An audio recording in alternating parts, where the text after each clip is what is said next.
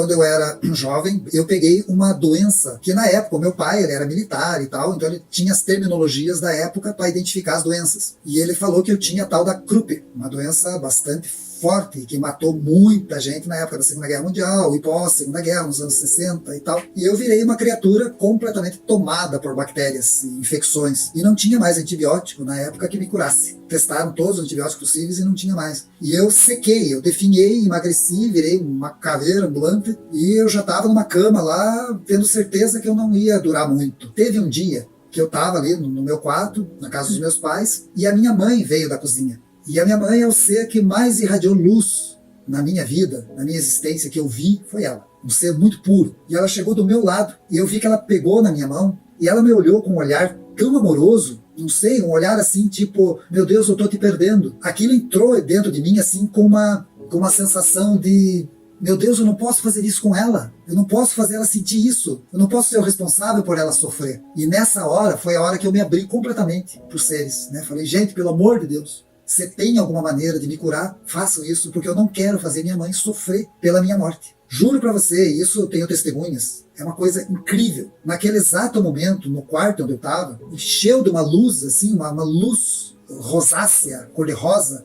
ela esquentou, eu senti um calor imenso, eu olhava para a mãe, ela continuava me olhando e chorava. E eu senti um calor imenso, assim, que incendiou. E na hora, eu me toquei do seguinte, na hora eu senti que eu consegui engolir. Sabe quando você engole a saliva? Eu consegui fazer isso. Sem dor. Eu engoli, mesmo sem muita força para falar e tal, né? Eu falei para minha mãe que eu estava melhor, que eu ia me curar. E ela ficou ali comigo. E aquele calorão continuou, ficou ali por uns 15, 20 minutos, creio eu, não sei bem o tempo. E depois foi diminuindo de intensidade e parou. No mesmo dia, à noite, eu já estava sentado na mesa tomando sopa com a minha mãe. No dia seguinte, eu já não sentia mais nada. Só o que faltava para mim era engordar, porque eu demorei para engordar daí, porque eu perdi tudo que eu tinha de massa. Então, para mim, ali foi uma prova viva de que essas energias que a gente chama de divinas, elas existem. Depois eu fui ver que eram os extraterrestres que eu mantinha contato e que tinham feito aquele trabalho, porque eles me mostraram como fizeram. Mas na época, ali no momento, foi exatamente isso que eu falei, o que eu vivi e o que eu senti.